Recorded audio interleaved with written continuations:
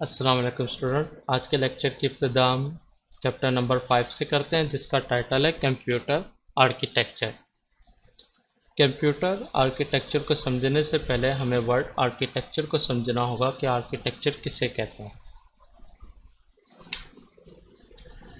Word architecture एक ऐसी study के लिए यूज़ किया जाता है जिसमें हम स्टडी करते हैं कि एक सिस्टम के अंदर जितने भी कंपोनेंट्स होते हैं वो आपस में एक दूसरे के साथ कैसे इंटरेक्ट करते हैं, या फिर हम यूँ भी कह सकते हैं कि एक सिस्टम के अंदर जितने भी कंपोनेंट्स होते हैं वो आपस में एक दूसरे के साथ कैसे कम्युनिकेट करते हैं। इस स्टडी को हम आर्किटेक्चर का नाम देते हैं। कंप्यूटर आर्किटेक्चर का सबसे पहला जो आइडिया प्रेजेंट किया था वो वॉन न्यूमैन ने पेश किया था, जो फेमस मैथमेटिशियन है। इन्होंने ये आइडिया 1945 में पेश किया था, जिसको वॉन न्यूमैन मॉडल या फिर प्रिंसटन आर्किटेक्चर का नाम भी दिया जाता है। इस मॉडल में डिफरेंट कंपोनेंट्स को ज़रिए डिफाइन किया जाता है कि एक मशीन या कंप्यूटर कैसे इनपुट कैप्चर करता है या गेट करता है यूज़र से, उसको कैसे मेमोरी में स्टोर करता है, फिर उसको प्रोसेस करता है और प्रोसेस करने के बाद आउटपुट में कैसे उसको शो करवाता है। वॉन न्यूमैन आर्किटेक्चर में कुछ की कंपोनेंट्स का जिक्र किया जाता है, जबकि की कंपोनेंट्स एग्जिस्ट करते हैं वॉन न्यूमैन के आर्किटेक्चर में, जिनमें सबसे पहले आता है सीपीयू, जिसको हम सेंट्रल प्रोसेसिंग यूनिट के नाम से भी जानते हैं। इस कंपोनेंट का जो बेसिक टास्क होता है वो एग्जीक्यूट करना होता है इंस्ट्रक्शंस को। जो भी इंस्ट्रक्शन जिसके पास आती हैं ये उसको एग्जीक्यूट या प्रोसेस करते हैं। सेकंड कंपोनेंट होता है अरिथमेटिक लॉजिक यूनिट, जिसको शॉर्ट फॉर्म में ALU का नाम भी दिया जाता है। ये बेसिकली सब पार्ट है सीपीयू का। ये जो पार्ट होता है सीपीयू का, ये इंस्ट्रक्शंस पर अरिथमेटिक या लॉजिक ऑपरेशंस परफॉर्म करते हैं, जैसे कि प्लस माइनस मल्टीप्लिकेशन डिवीजन। ये तो अरिथमेटिक ऑपरेशन हो गए हैं। और लॉजिकल ऑपरेशन जैसे कि दो वैल्यूज़ को आपस में कंपेयर करना। सीपीयू का ही एक सेकेंड सब पार्ट होता है जिसको कंट्रोल यूनिट का नाम दिया जाता है। ये बेसिकली इंस्ट्रक्शंस को एक कंपोनेंट से दूसरे कंपोनेंट में ट्रांसफ़र करने के लिए यूज़ किया जाता है। कंट्रोल यूनिट मेमोरी से इंस्ट्रक्शंस को फैच भी कर सकता है और ये इंस्ट्रक्शंस को डिकोड करने के लिए भी यूज़ किया जाता है।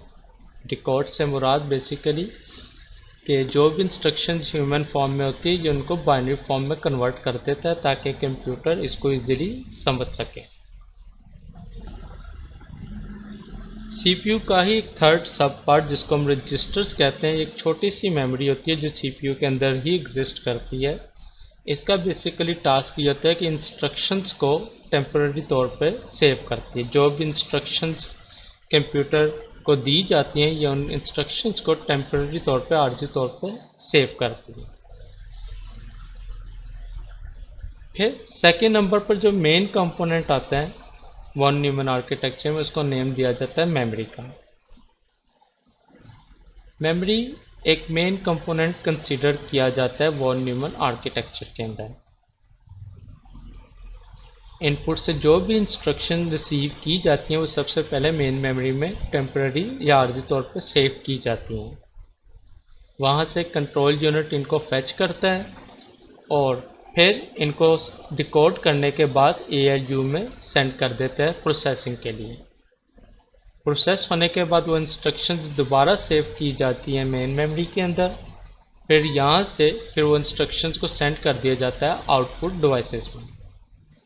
तो जो इसका मेन टास्क होता है मेन मेमोरी का, वो बेसिकली इंस्ट्रक्शंस को टेम्परेरी तौर पर होल्ड करना होता है। फिर जो मेन कंपोनेंट आता है वो इनपुट और आउटपुट डिवाइसेस आती हैं, जो इंस्ट्रक्शंस देने के लिए भी यूज़ की जाती हैं। जो भी इंस्ट्रक्शंस ह्यूमन कंप्यूटर में प्रोवाइड करते हैं वो इनपुट डिवाइसेस की मदद से प्रोवाइड करता है और आउटपुट डिवाइसेस यूज़ की जाती हैं उन इंस्ट्रक्शंस के रिज़ल्ट को शो करवाने के लिए। लास्ट में जो कंपोनेंट होता है उसको बस का नाम दिया जाता है। बस बेसिकली ऐसे इलेक्ट्रॉनिक पाथ्स होते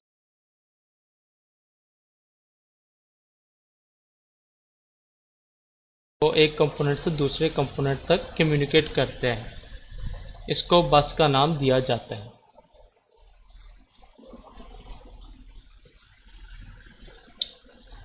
वॉन न्यूमन आर्किटेक्चर के करैक्टरिस्टिक्स, खुसूसियात। इस आर्किटेक्चर की जो सबसे बड़ी खुसूसियत थी, ये सबसे बड़े जो फीचर्स थे, वो बेसिकली सबसे पहला फीचर है सिक्वेंशियल एग्जीक्यूशन।